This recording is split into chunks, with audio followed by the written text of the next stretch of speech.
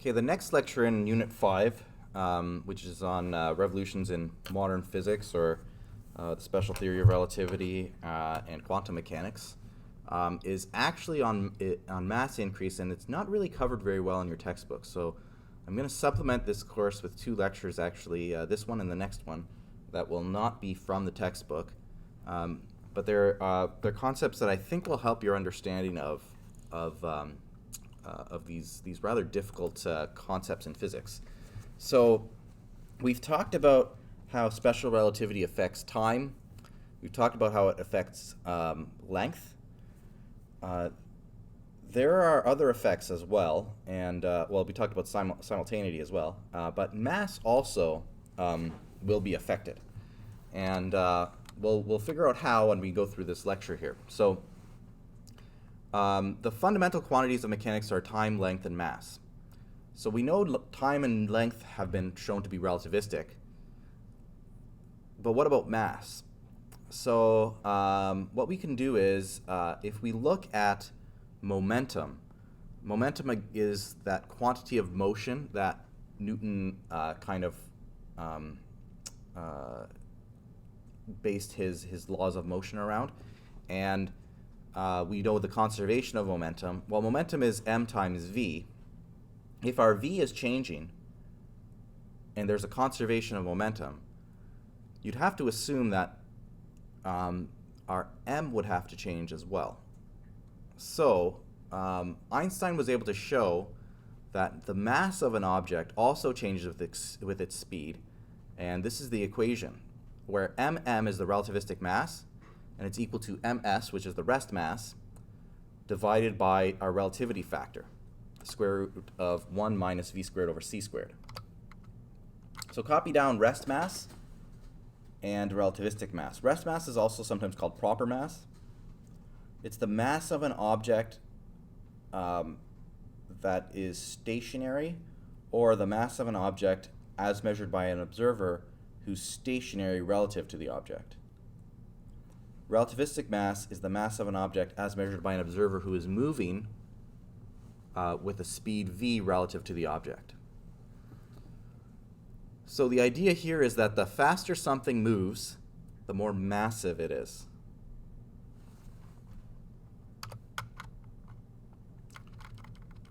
And copy down our mass increase equation. And just so that you're aware, the relativistic mass is always greater than or equal to our proper mass. And if something is moving, let's say you're measuring a book in front of you that is not moving relative to you, it has a velocity of 0. If you substitute this equation, the velocity 0 into this equation, you end up with the square root of 1 as the denominator. So the rest mass is equal to the relativistic mass. If you toss that textbook away from you at a value near the speed of light, the mass of that textbook will increase.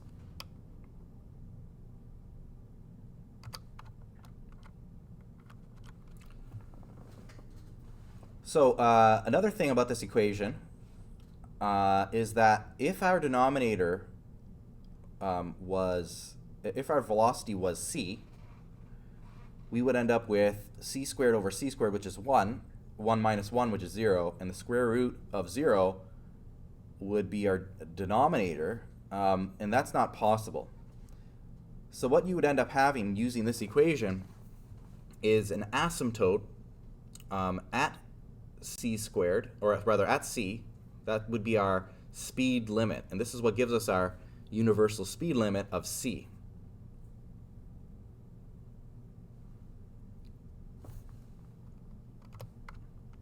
Actually, you might want to copy this down as well. I'd like you to copy that, because that's something that you should have an understanding of as well.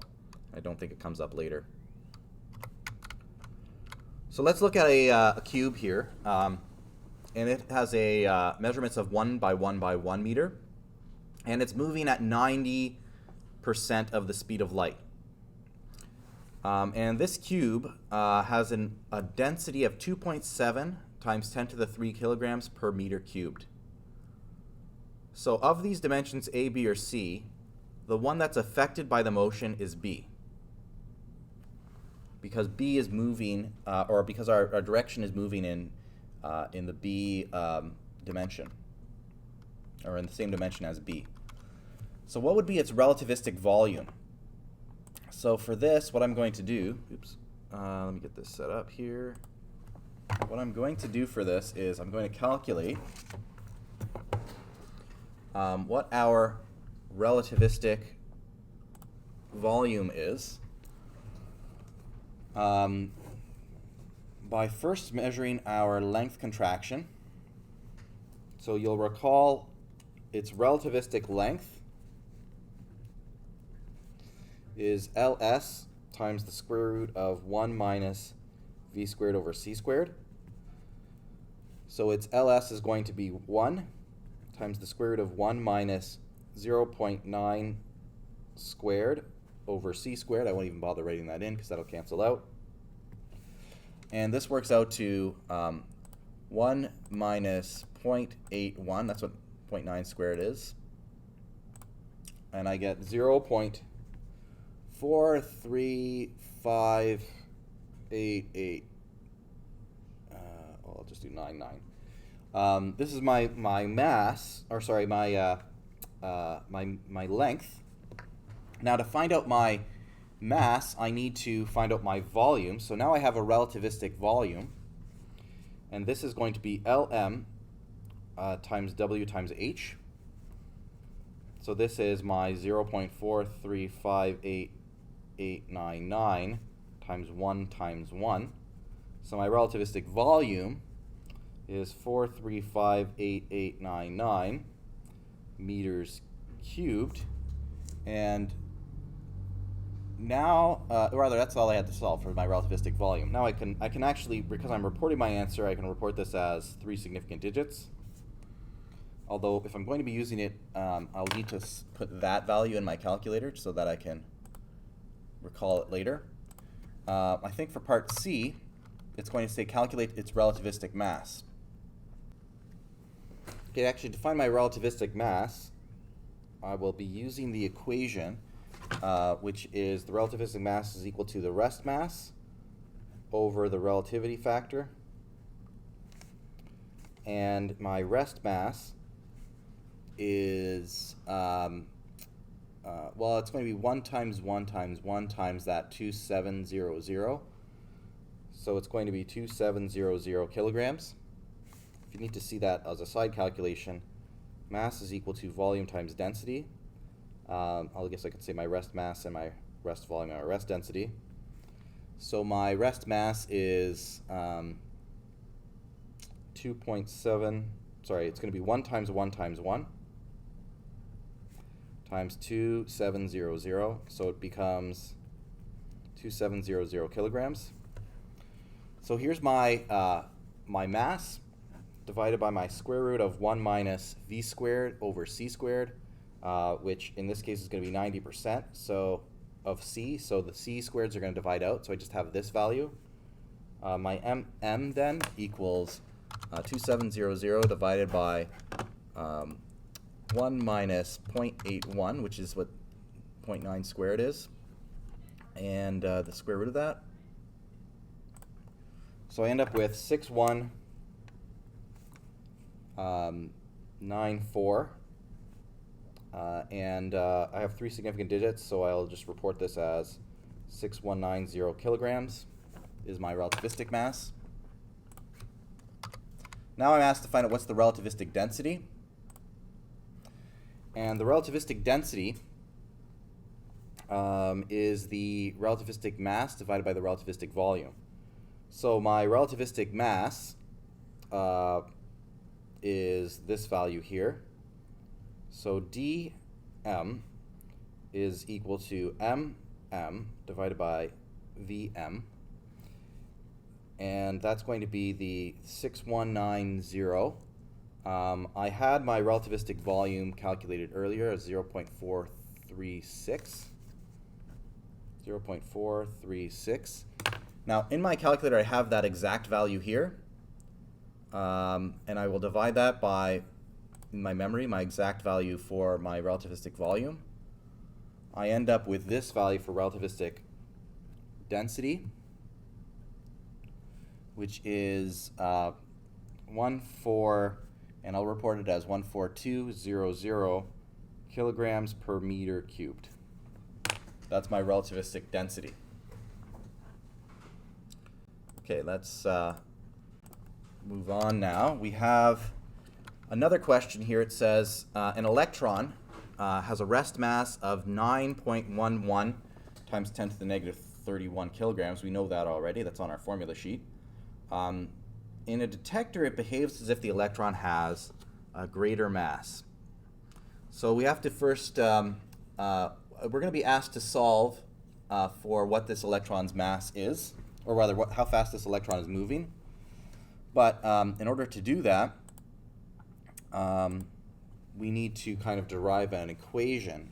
So what I'm going to do for this question, I'm going to start with mm equals ms over the square root of 1 minus v squared over c squared. I need to solve for v. So to isolate for v, first thing I'll do is I'm going to move that relativity factor to the other side of the equation by multiplying it on both sides. I'm then going to divide the left side by, or rather both sides by the relativity or by the relativistic mass, and I'm going to square both sides. I'm then going to move this term to the left side and move that term to the right side.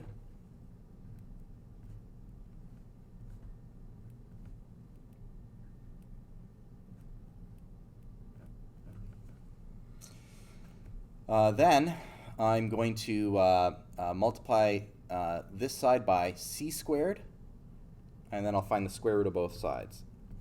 So this becomes c times the square root of 1 minus ms over mm squared.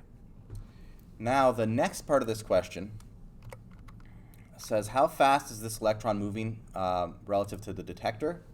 So in this case I need to then substitute values in. So v equals 3 times 10 to the 8 times the square root of 1 minus its rest mass, 9.1, we'll use 9.11 times 10 to the negative 31 over its relativistic mass.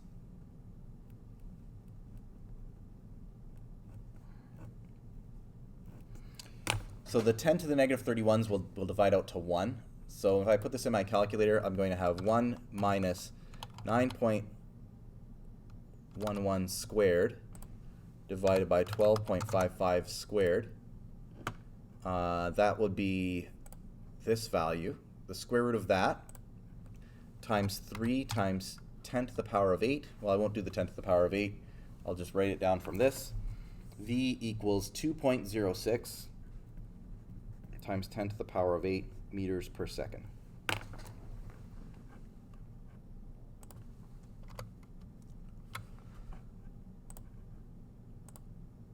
So when an object's speed is small compared to the speed of light, the Newtonian momentum gives a linear relationship between p and v, rho and v. So that's momentum and velocity. By contrast, the relativistic momentum becomes extremely large as the object's speed approaches c. So if we looked at, if we graphed Newtonian momentum, if we're traveling at c or at 2c or at 3c, our momentum would remain the same. It would still follow along that line. But if we graphed the relativistic momentum function, we see that there's an asymptote at c, and it cannot reach c.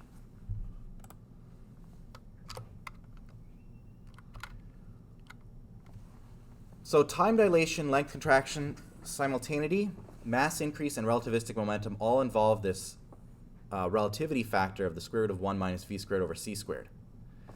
And we'd already talked about this previously, but because this is in a denominator, we can never have v equal c, because if it did, we would be dividing by 0, which can't happen. So v squared over c squared always has to be less than 1, which means that v always has to be less than c, which means that c is a universal speed limit. Now, the speed limit only applies to material objects. So light can travel at the speed of light, though. Once a light pulse has been slowed down by passing into a medium such as water, objects can travel faster through that medium than can the pulse. So it's possible. Now, the speed of light is our universal speed limit, of course, for light travels at that, all EM waves do. Objects cannot travel at that speed, but it's possible to have objects travel faster than the speed of light. Sorry, I shouldn't say that. It's possible for objects to travel faster than light if we slow down light by sending it through a medium in which light travels slowly. And this image you see here is an example of that. This is Cherenkov radiation. And that blue glow is a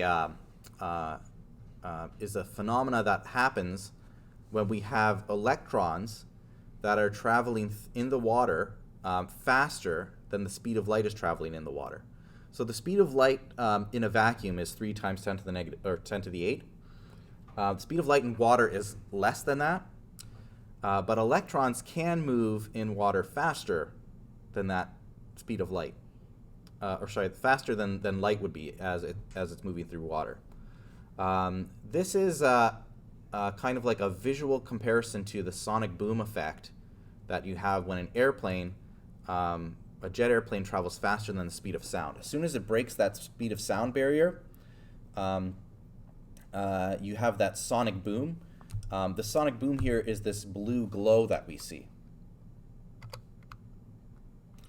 So copy this down for the universal speed limit. V can never be equal to or greater than c, but this only applies to material objects since light travels at the speed of light. The speed of light for all observers, speed of light in a vacuum, is always 3 times 10 to the 8. But some objects can travel faster than light only if we slow the light down. So copy that note down. And you might want to mention that as well, that it's only if we can slow down light. So now I'm going to give you some other really crazy topics, really that'll make you think here. So we now have this universal speed limit of light. And let's go back to a graph that I showed you earlier. So we see that there's an asymptote at c. Now let's, for the sake of argument here, let's extend our function for special relativity past c. What might you expect to see if something's moving at 1.01 of c? Would it be an asymptote? Would it eventually, would the function eventually kind of resolve back into that Newtonian line for the momentum that we have, the m times v line? These are some things to kind of think about. Scientists have thought about this, physicists have, and I'll skip this, we'll go back to that. And they've come up with this idea that the way our understanding of physics is, it's possible for objects to exist that travel faster than the speed of light. The speed of light limit is kind of a limit on both sides, though. It's we can't have something that's traveling slower than the speed of light travel up to the speed of light. It can't reach that speed limit. But if something's already traveling faster than the speed of light, it can't slow down to a direction that is, it can't slow down to a velocity that's slower than the speed of light. So the particles that can do this, they're theorized particles. They're called tachyons. The equations say they exist, or they can exist, but there's no evidence that they do. And we don't have any idea how these would actually interact with matter. So just a kind of thought, if you want to look up tachyons, there's some theoretical science about them, how they behave and what they do, but nothing is definitive at this point in time. Now, the last question we have here, I'm going to leave this for you just to think about. How would our lives be affected if the speed of light, the ultimate speed possible, were 100 kilometers per hour, or about 28 meters per second? So I'll let you think about some things, but one thing we can consider is that if you're traveling on the 401, for example, where the speed limit is 100 kilometers per hour, people would actually have to obey the speed limit, so they couldn't go any faster than that, which would be unusual. But the other thing would be if you're traveling, say from Toronto to Ottawa at 100 kilometers per hour, or near that 100 kilometers per hour, by the time you get to Ottawa, let's say you're visiting friends there, they would be much older than you because you would have aged less. Another thing that might happen is people would, in order to kind of live longer, they might spend a lot of time traveling to experience more, but they wouldn't be able to stop and experience things, because if every time they stopped, they would end up aging more. So these are some interesting kind of things to think about, but I'll leave that to you.